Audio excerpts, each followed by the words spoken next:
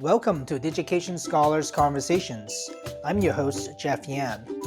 In this episode, you will hear part one of my conversation with Kem Barfield from Three Rivers Community College. More links and information about today's conversation can be found on Digication's Twitter, Facebook, and Instagram. Full episodes of Digication Scholars Conversations can be found on YouTube or your favorite podcast app. Welcome to Digication Scholars Conversations. Today we have Kem Barfield from Three Rivers Community College. He is the Dean of Academic and Student Affairs. Welcome, Ken. Thanks for having me. Kem, you and I have worked together for a while now. Years. Probably since many years since Three Rivers had started using Digication many years ago. And I know that it's been quite a journey because every time I speak with you, you have a different title. You get promoted very often, it seems. And I like to dig into that a little later too. But first, you want to just tell us a little bit about yourself and sort of how you came to be. I know that you maybe talk about your previous teaching. I mean, you were also teaching in computer science before, if I remember I correctly. was, yes. And before all of that, I don't know if we've had a chance to talk about this, but I was in the Navy. So I was a Navy Oh, I didn't know that. Submariner, and that was a whole other career. And I retired from that. I ended up at the Submarine School in Groton, Connecticut. That was where I finished up my time in the Navy, and and there we were teaching all manner of how to operate submarines and the technology. My area was high risk trainers. And so when I retired from the Navy, I think my first job was as an adjunct at Three Rivers. So they hired me to teach some basically computer applications, but there was some programming and stuff that we did as well. So our computer applications used to include a programming component, and so we had to come up with a way to teach Visual Basic to everyone. So there was some teaching there, and I expanded that and actually did some more programming. And I taught at Post University and a couple of our community colleges along the way as an adjunct. I was simultaneously kind of the continuing education coordinator at Quinnebog Valley, and so I did that for about 6 years, in addition to teaching and taught lots of places online. So I was very interested in the online teaching and how to do that well, and so we ended up branching out and teaching at multiple colleges online. Um, and I actually taught some portfolio in classes that's in my online work. And I think I started here about 2005 as originally the director of distance learning, I think is what we all were at the time.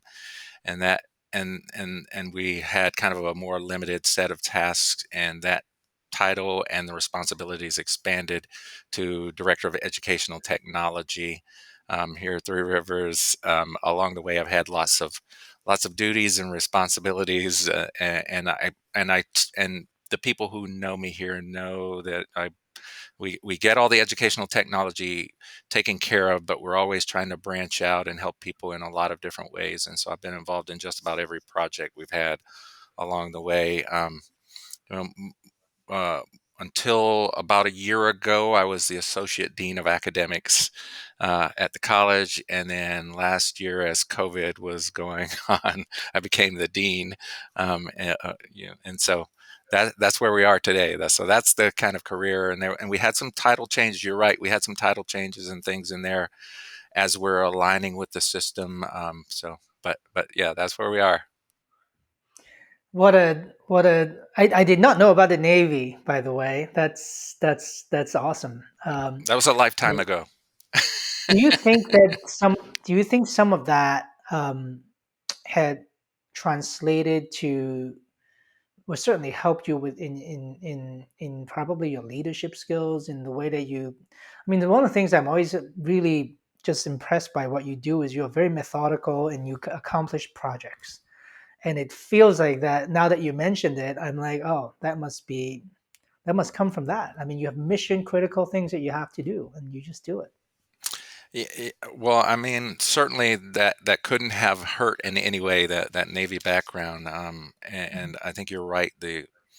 There is a way that military people operate. There you do understand that there are things that absolutely have to get done, and they have to get done regardless of the obstacles. And when you encounter obstacles, you keep working around those. You try to figure out as much as you can about those obstacles and then how to solve those. And so there's a lot of problem solving involved as well. And so those things do translate into the higher education environment. I mean, we have we have a lot of obstacles, from things like technology to just getting people to participate, and people having competing projects and Mm. funding and all of those things that you have to work out when you're doing almost anything.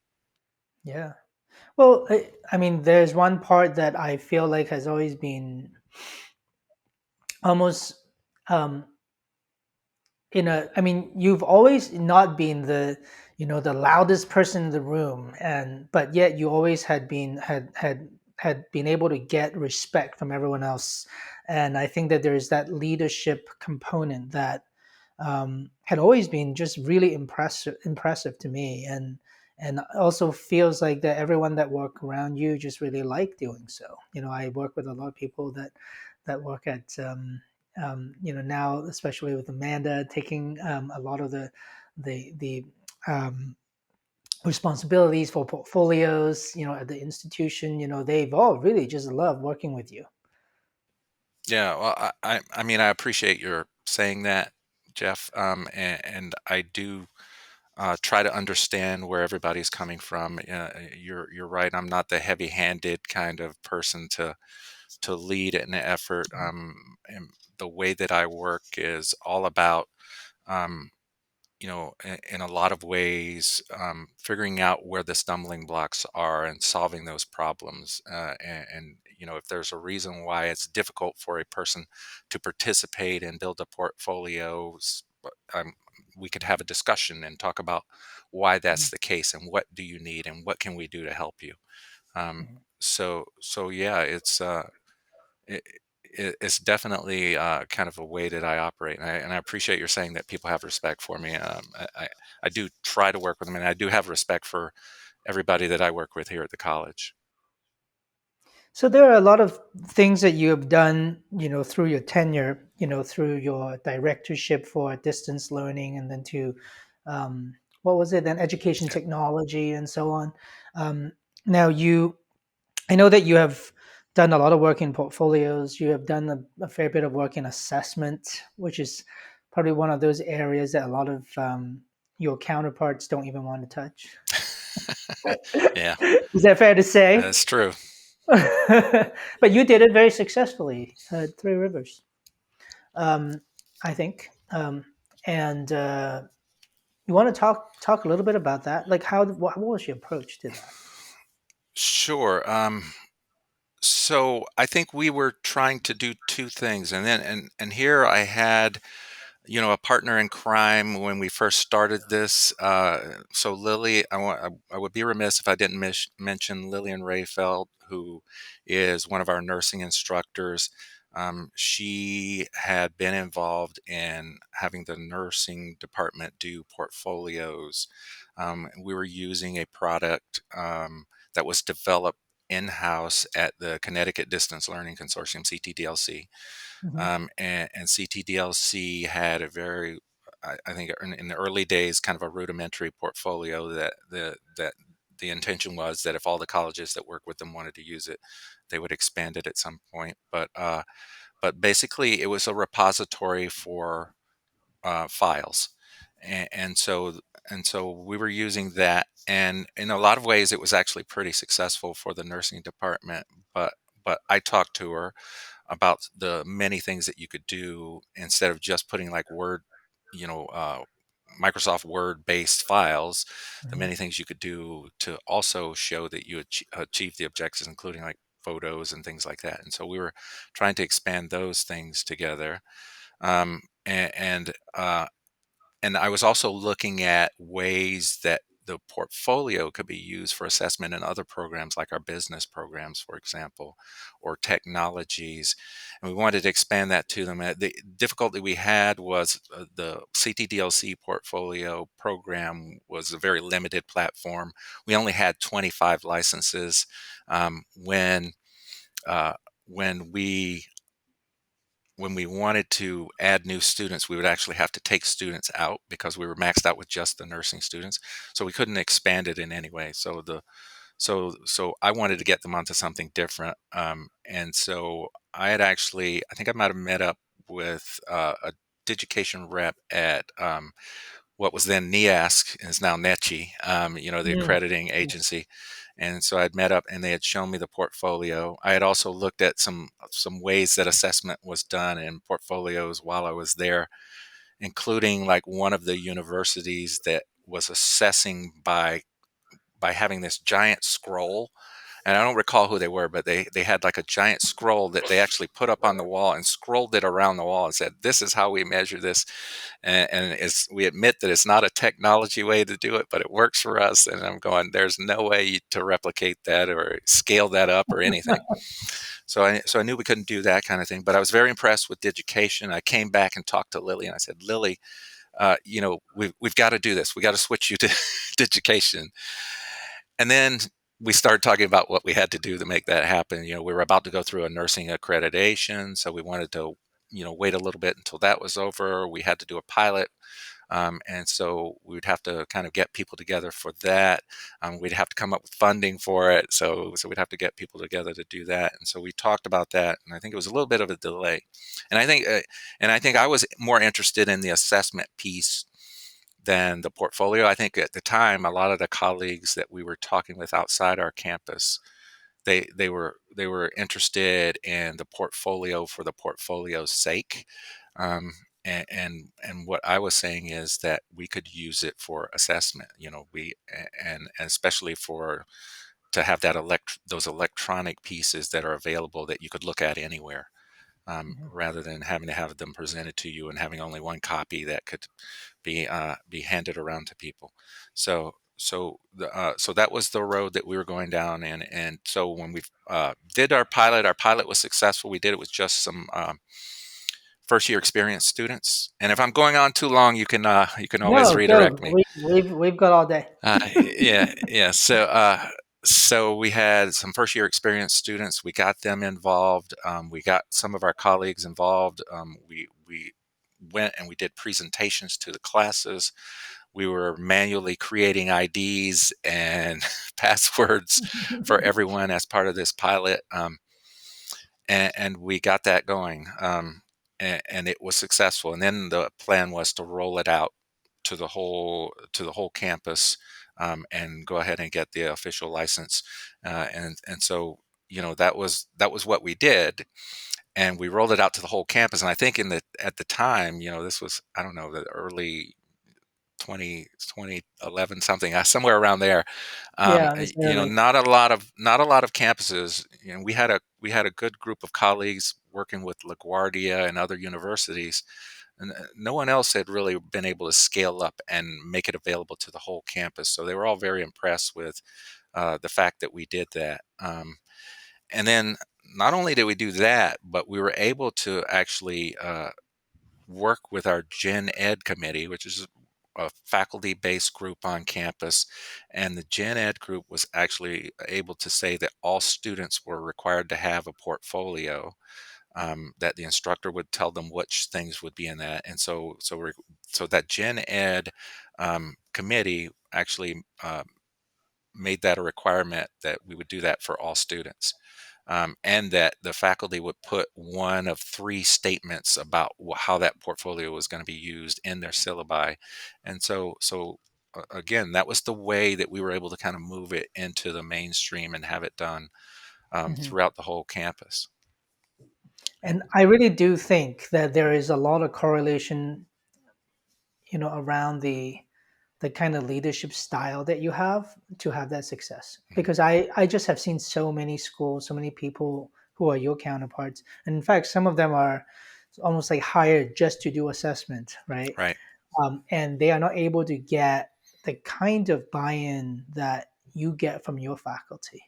because they tend to just, a lot of faculty members, they really, feel strongly that, hey, this is not why I'm here. Why am I doing this? If you don't, they don't feel like that. You're there with them. Um, and I think that you just navigated that really well, and so so they are willing to, like, even what you said, which was, look, as faculty members, they get to do their own, provide their own sort of choice, their own statement of how this portfolio is going to do this. But it's sort of the balance between, how much you are asking them to do and how much freedom you respect them, that ask them to do their part, right? Right. I And think I that's really important. and I will say that during that time, I was a member of the Gen Ed committee, and I have never hesitated to be involved in any project. So I've been a member of the Gen Ed committee. I was helping the nursing department, which is why I knew that Lily was doing the portfolios. So I was actually helping them with that process. We have an educational technology committee with faculty and some staff members on it, that look at technology and talk about what those solutions should be, and how it's also a place where faculty can actually talk about their requirements, and we can get that information, in a united fashion over to IT, and I think we can get more done like that. And so I've never hesitated to become involved, whether that was an official committee or task force, or if someone just needed me as an individual to help them work on projects. So we've gone ahead, and I think that is one of the things then that helps when I go and make that ask to them. Yeah, and I think that's a common theme that we've seen across a lot of different um, schools with programs that are successful. They are not at all shy about just um, getting into the meetings, getting into, sort of be part of the team of what the people that they want to collaborate with. You got to join their team. You got to Right. join them, and make sure you bring value to their meetings and whatnot. So I think that's really valuable that you are doing that. Now, something that I would say that feels feels unique to what you guys have done is, you have successfully done, accreditation, had gone through the cycle, Mhm. right, of doing the portfolio stuff, getting Gen Ed to commit, right, and Mhm. to get the outcomes together and rubrics, and then gone further than that. You've sampled the work, you've then put together committees to assess them, and then getting the results to your creditors. Um, I mean, that's a it again, I feel like this is the kind of thing that the Navy must have prepared you really well for, because it's long, right? It's not something that you do in a month. Right. It's a long project that you plan, and then you follow up with lots and lots of different steps, and until the results come out. A- and for Gen Ed, it's a project that's still underway.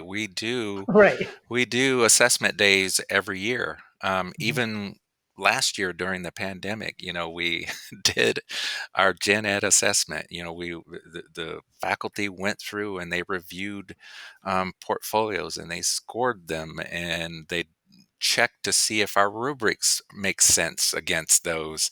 Mhm. And we took that information and we provided that to the state as evidence that we're actually achieving our Gen Ed goals. So yeah, so it hasn't ended even today. We've been doing this 10 Right. years. It's ongoing. Yeah. And something else though that I love about how you've done that. I know that you said that you started with assessment, but there is a huge amount of sort of latitude that you allow your, first of all, your faculty to participate in very meaningful ways, Hmm. but then they in turn also allow the students to participate in meaningful ways, Yeah. because because of the structure of the portfolio, because it's not, so you strike a really great balance between, look, here are the outcomes that we want to track. You are, we are doing those, like, this is structured, we're going to do that, we're going to have rubrics, we're going to have scores, we're going to have numbers. But at the same time, you give them a very sort of um, open-ended ways, flexible ways, creative ways to express themselves. So it doesn't have to be like you were saying before, a Word document. Yeah. Well, and speaking about the kind of latitude that we gave faculty, I think one of the interesting things that I like to talk about is that initially, when when we were going to do this, we wanted the students, we said, it makes a lot of sense if the students themselves actually upload to the portfolio rather than the way that, we might have done it in the past, where those things are given to faculty and they would upload them into some other system. We want the students to do that directly. And so we took this, we took the proposal around to the campus. We presented it to our academic division and student services, and to various groups. Any group that wanted to meet with us, we would go and talk to them about it. And initially we thought the faculty would really push back and say, I don't want to add another thing to the list of duties that I have already. And so we Mhm. tried to design a process that was, other than for the Gen Ed committee, was actually pretty hands-free for faculty. So the students were, all the faculty had to do is take one of the assignments that they already had, make sure that it aligned with our Gen Ed outcomes, and then tell the students to upload those, and we would handle everything else. But what was funny is after a semester, faculty started coming back to us and saying, we want to know more about how this works. Right, And so right. then we actually provided even more training for them. But yeah, we tried to design it so that they wouldn't have to do anything if they didn't want, and found out that many of them really did want. Yeah. Well, it speaks to the fact that you probably do, you have passionate, educators at the college who cares about um, who cares about the teaching and learning that's happening, and so if it once they see the students doing interesting things, right, then they want to see where it goes. Yeah. It's almost just like maybe just human nature, part of curiosity brings us, to be able to do that. Yeah. I think that's really impressive, because again, there's something that, I hope that, people who are listening or watching this can get this sense that, you can sort of read about this, the sort of the process. I mean, multiple institutions have documented these things, you guys included, and we'll talk about that in a minute Hmm. too. um, but there is, to me, there's a that some of the secret sauce is in this relationship building with faculty.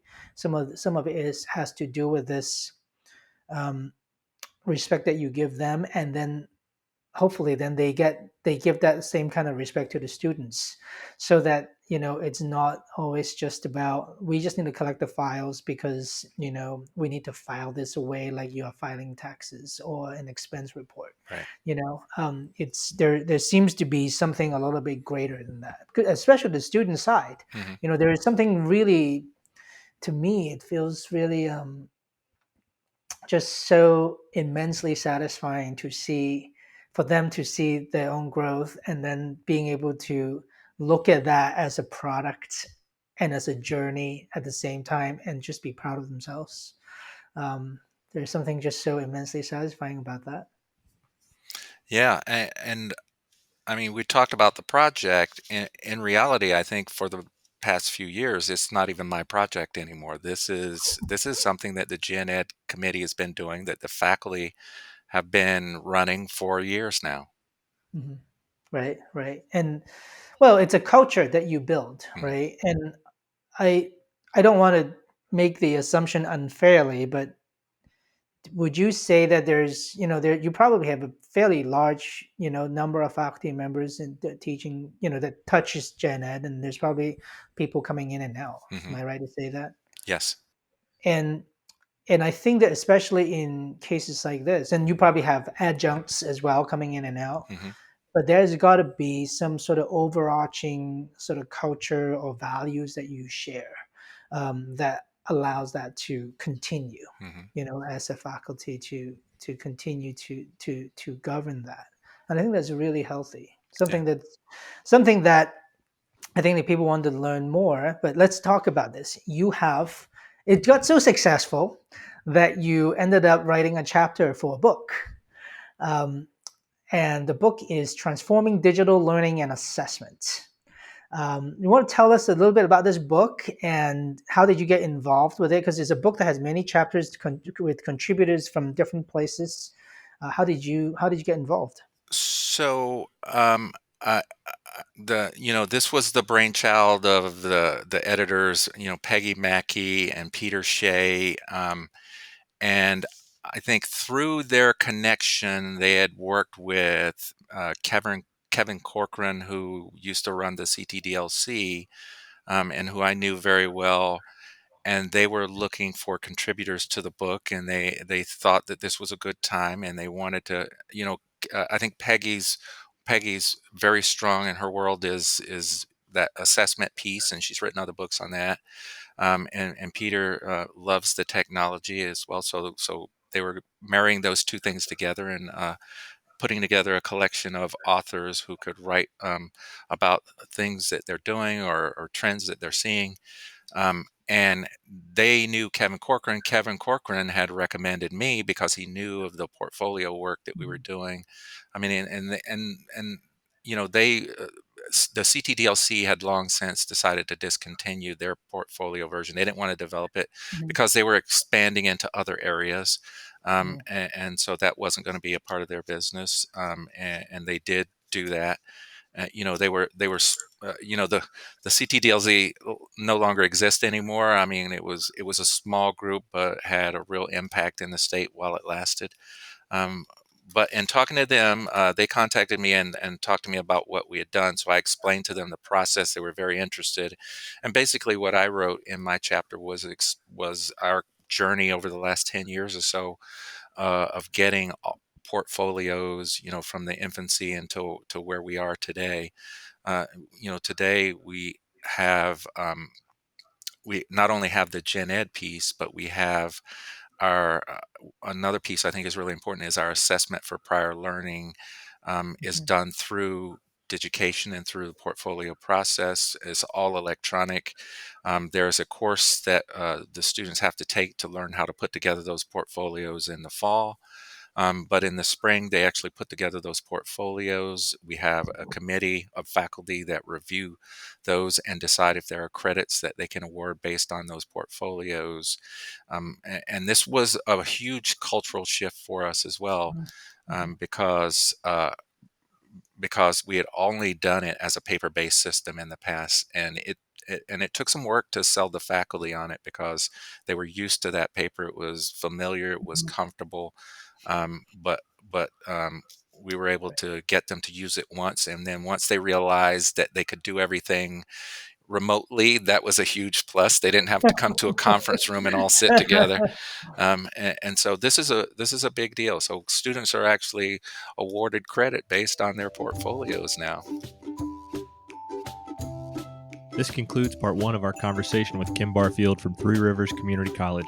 To hear part two, be sure to subscribe to Digication Scholars Conversations on YouTube, iTunes, Spotify, or your favorite podcast app. Digication Scholars Conversations is brought to you by Digication, a technology platform powering the most innovative ePortfolio programs in K-12 and higher education. Our website can be found at digication.com. This episode was produced by Drew Albanesius. Thanks for listening.